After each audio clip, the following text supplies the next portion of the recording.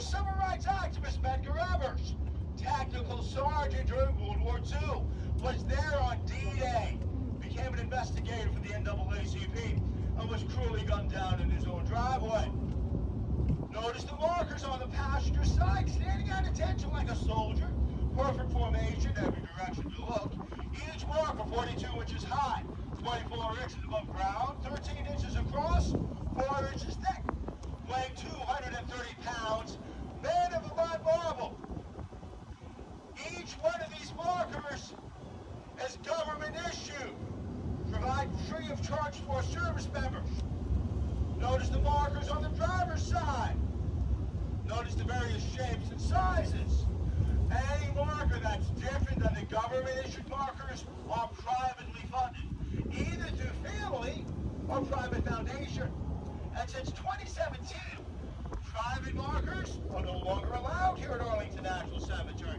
For space considerations, only markers now allowed are the standard government-issued markers. First stop, John F. Kennedy graveside with the eternal flame. Now, a few months before he was assassinated, President Kennedy paid a surprise visit here to Arlington. And while he was looking at a beautiful view of the city from Arlington House, said to the park ranger next to him that I could stay here forever. So when he was assassinated, his wife Jackie actually intervened to have him buried here by this beautiful view that he loved so much. Coming up on the driver's side, follow the walkway on the driver's side all the way up. On the right there's a group of trees. Now within the trees, find a resting place for Captain Robert Todd Lincoln, eldest son of Abraham Lincoln, the only one of his sons to reach adulthood. He was by his father's side when he passed away. I was there at the dedication of the Lincoln Memorial. Passenger side, Supreme Court Justice Hill, Oliver Wendell Holmes Jr., William Rehnquist, Warren Burger. Once we pass this tree on the passenger side, a large black marker with a Star of David on it. Final resting place for Supreme Court Justice Ruth Bader Ginsburg. And then two markers behind this large memorial for weeks. Another black marker for Thurgood Marshall, our first African-American Supreme Court Justice. On the hill on the passenger side, you see Arlington House. Flagpole in front, approximately where President Kennedy stood when he made that remark to the park ranger. Now this walkway on the passenger side is the entrance to the Kennedy gravesite.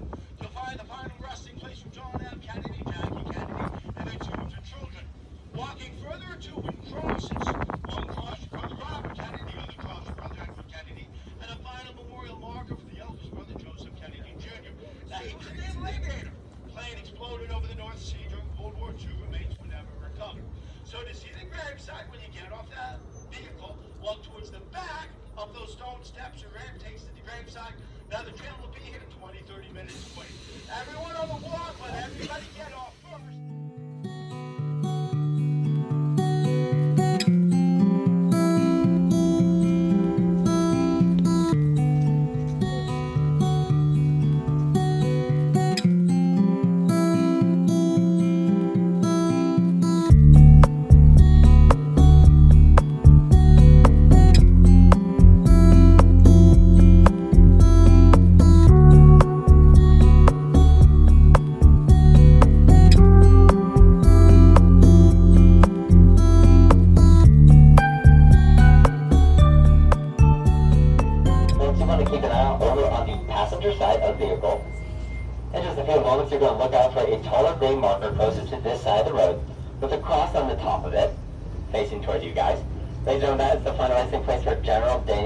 James Jr. He was the first four-star African-American general.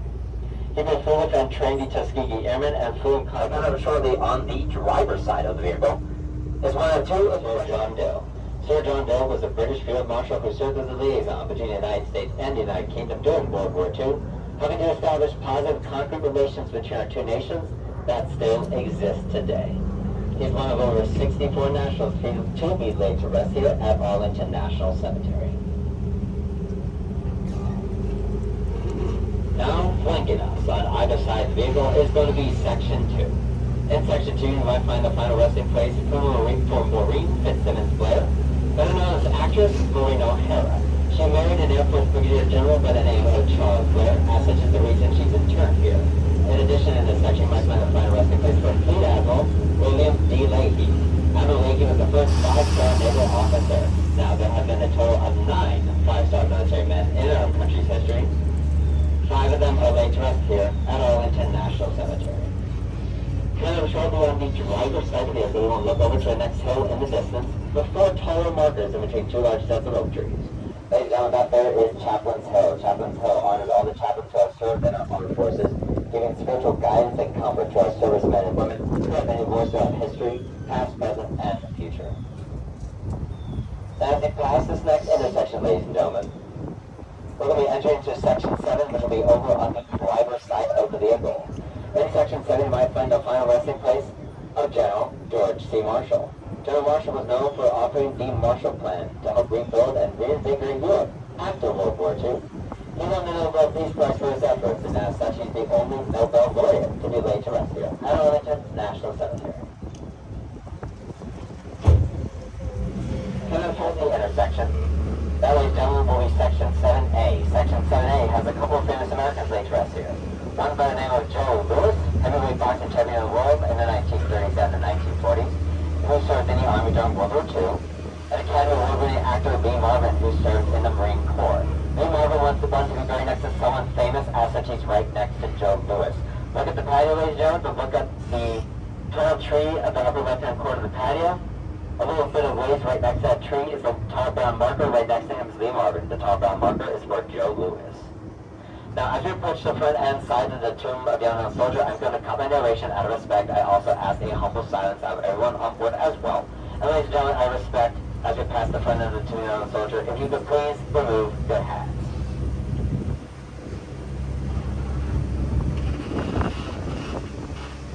This is going to be Section 6.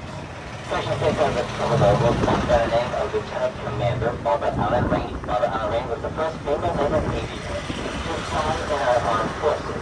Also in this section, ladies and gentlemen, is Lieutenant General John Archer Lejeune. Lejeune is the French pronunciation of the name Lejeune, you might know. He was the 13th Commandant of the Marine Corps. He helped modernize the Marine Corps to what it is today. And ladies and gentlemen, he was also known as the Marines Marine, the greatest of all leathernecks. The North Carolina base Camp Lejeune, or Lejeune, is named in his honor. At camera control, ladies and gentlemen, if we look over the passenger side of the vehicle, you'll notice on much more steeper sloped sides of the hill, that these markers up on the hillside are on a much more steeper portion of the hill, A, and B, that they're much closer together. That's because, ladies and gentlemen, now these markers will be changing over to the driver's side shortly. These are our memorial sections. There are no remains underneath these markers. These are for individuals whose remains could either never be recovered, missing in action, or buried at sea. And as you look upon each of the markers, you'll notice that has the words upon them, in memory of, and these sections are designated with letters instead of numbers. On the changing of the guard ceremony, ladies and gentlemen, they ask for total and complete silence during the course of the ceremony. That includes their phones. Make sure your phones are either off or on silent during the course of the ceremony. And ladies and gentlemen, photos are okay at the ceremony. Videos are also okay. No flash photography. No flash on video. Make sure to flash your photographic devices, cameras or phones at this time.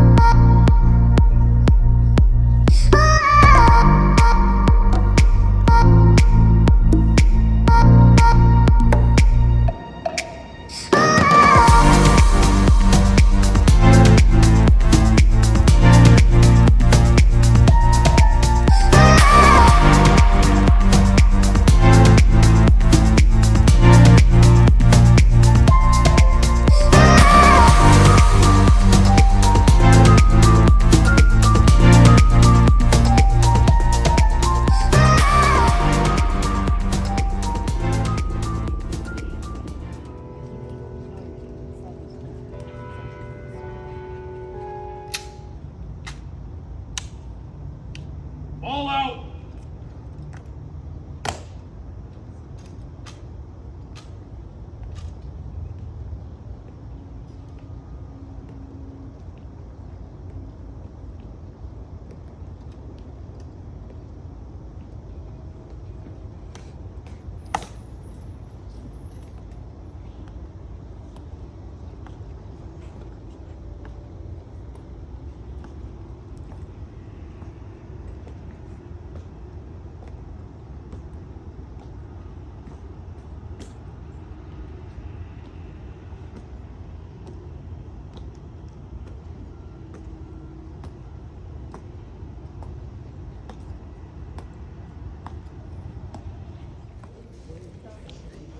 Cousin by the name of Robert E. Lee. The Lees lived on this property about 30 years, and during that time, Robert E. Lee would rise through the ranks of the United States Army. In April 1861, the Civil War broke out. President Abraham Lincoln would offer Colonel Robert E. Lee command of all the Union troops in the field. However, Lee was from Virginia, and he felt he could not raise his sword against his fellow Virginians. The Lees would leave this property in 1861, property seized by the United States government because strategic overlook of Washington, D.C., and no Lee would live here again. During the time of civil... Now, ahead on the driver's side, you see a large tree at the side of the road. That tree is swallowing up two grave markers, one on each side of the tree. And when those grave markers do disappear, there'll be signs placed around the trees to tell us who was buried in those locations.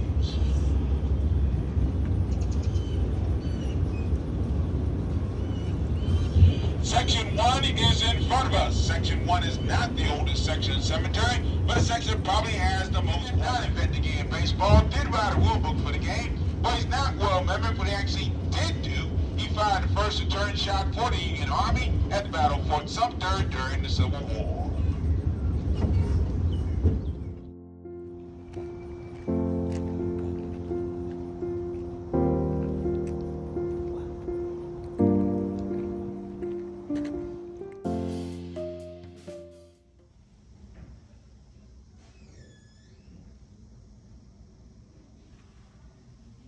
Cái này cho lót lại.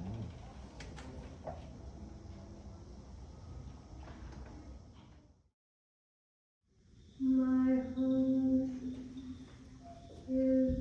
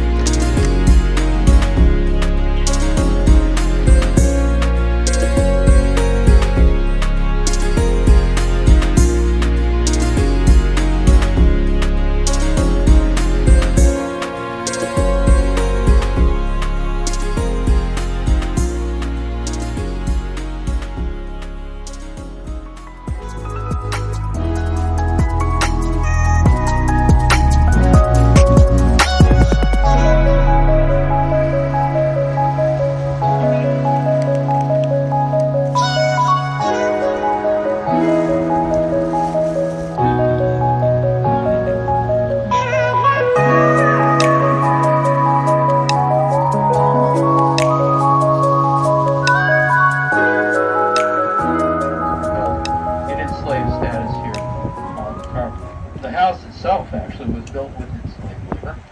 And one of the more interesting aspects of the history of Arlington is the legal battle that developed over the property after the Civil War. Now, it had been seized in 1863 due to non-payment of property taxes, and the eldest child, George Washington Custis Lee, decided to sue. He filed 2 sets of legal briefs in the Federal District Court in Alexandria of the Lee family.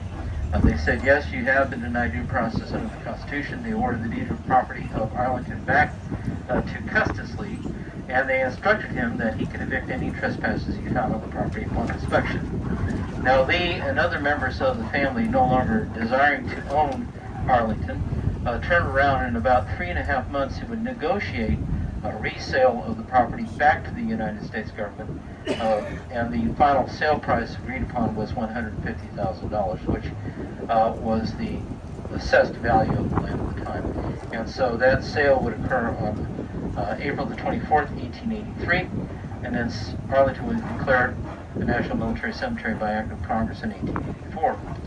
Now, over here on our right, we'll have William Howard Taft. In 1910, Chicago insurance executive by the name of William Boyce went to London, and Taft is over there. He got lost in the fog, separated from his hotel. He was helped back to his hotel by a Boy Scout. He was so impressed by this, he came back to the United States, wanted to install scouting as a youth program here in the United States. And so he asked Taft, if you want a bagpiper, you have to hire him yourself. And so I'll be over here on the sidewalk with my bag.